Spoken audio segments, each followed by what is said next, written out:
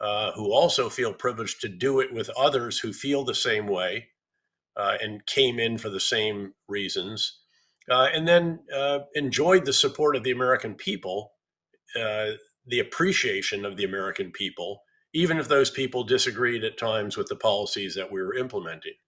So again, I think the military was absolutely superb. When I was privileged to lead America's sons and daughters and coalition sons and daughters in combat, I think that is still very much the case. That doesn't mean that there aren't challenges for the military in a variety of different ways. One of the issues that the Army in particular is grappling with is recruiting shortfalls, which are actually very easily explained. We've been in a period of a historic low unemployment, sustained low unemployment. The number of young people who actually qualify for service, who can meet the physical standards, the criminal background check, mental health standards, education standards is lower, and the propensity to serve is down, in part, perhaps, by the way, because we're not at a time of war. And so the services have to work harder, and they are, and they have plans to figure out how to navigate these challenges. And to be sure, the military is not immune from getting caught in the crossfire of the culture wars and some of this that where people seek to make political points by making various statements. But I think at the end of the day, the U.S. military has been and continues to be an extraordinary gathering of men and women, all volunteers who are the best in the world and also have the best training and the best equipment of the world. Not to say that China is not closing various gaps. It's not to say that there aren't many challenges. In fact, I think if you characterize the current situation, you would observe that we face the largest number of challenges and threats and the greatest complexity of those challenges and threats, I would argue, since the end of World War II, not just the end of the Cold War. So it's a very, very challenging landscape for the U.S. military, but I believe that we are equal to the challenge. And if the country can come together sufficiently, really in Capitol Hill in particular, and come to grips with the various issues that are required, I think we're very capable of meeting those challenges. No, I do. Look, I'm not oblivious to the fact that there are decisions that you might look back on and question some years later. I do believe we're, an exceptional country, but that doesn't mean we're not without flaws and that we don't make missteps and that we occasionally don't get a little bit too full of our exceptionalism and perhaps take actions that, again, you look back on and think perhaps we might have been a bit more measured in what it was that we sought to do. Again, that said, we are the number one economy in the world, and we're the number one economy for a variety of different reasons that have to do with, again, essentially the nature of our system. Democracy, again, I share with Churchill, the worst form of government except for all the others. He also observed, of course, you can always count on the Americans to do the right thing after doing all the other things.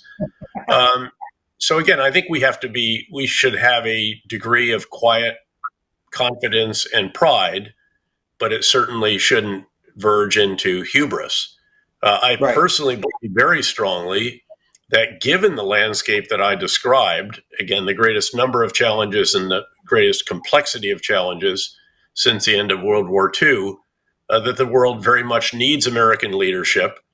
And I'd also say that that's not for charitable reasons from a U.S. perspective. It's because it's in our national interest, in our national security interest, in the interest of maintaining our prosperity and continually renewing it and so forth, that the so-called rules-based international order, for all of its imperfections and flaws and shortcomings, still is generally good for the world and certainly good for the United States and our allies and partners around the world.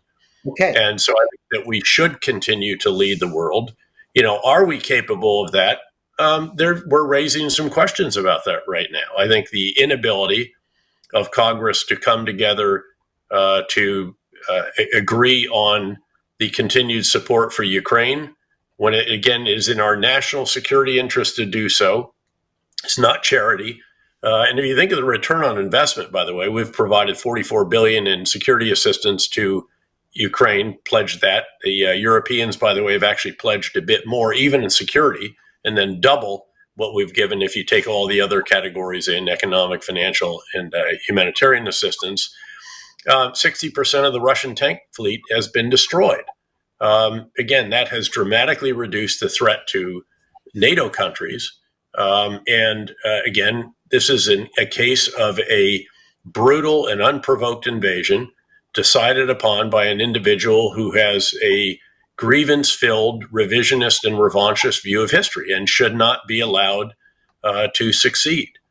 We should be doing everything we can to enable Ukraine. They're not asking us for our men and women to fight and die. They're fighting their own war of independence, and that's how they see it.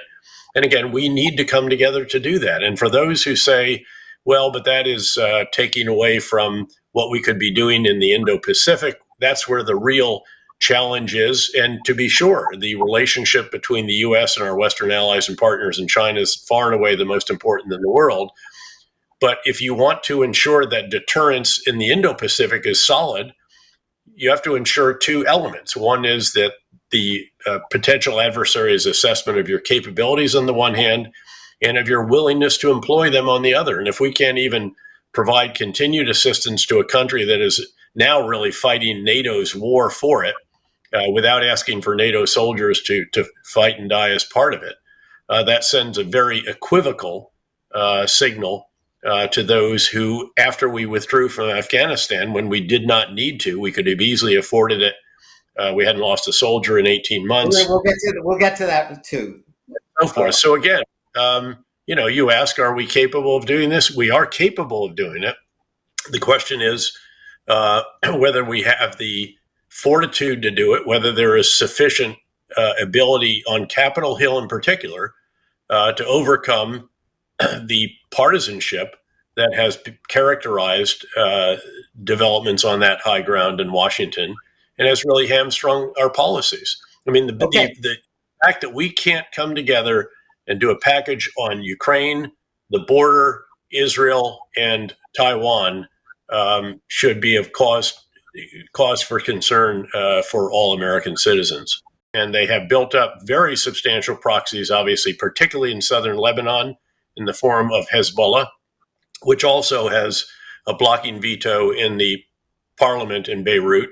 Obviously, Hamas has been on the receiving end of considerable funding, training, arming, and equipping. You have the Houthis in Yemen, who, of course, are disrupting the freedom of navigation in the Red Sea. And then you have various militias, Shia militias in Iraq that are helping Iran to try to Lebanonize Iraq. In other words, to achieve in Iraq what they have achieved actually in Lebanon, which is to gain sufficient power in the parliament that they essentially have a veto or even better, and then to have a lot of muscle on the street so that they can intimidate, do whatever it is that is necessary there as well. So they're happy to fight to the last Houthi, to the last Hezbollah fighter, the last Hamas terrorist, the last Shia militia in Iraq, but generally not to take us on directly. And we have not directly struck them since 1979, when we actually did an airstrike to destroy our own aircraft when we aborted the effort to rescue our hostages at Desert One, the landing zone where they were being refueled.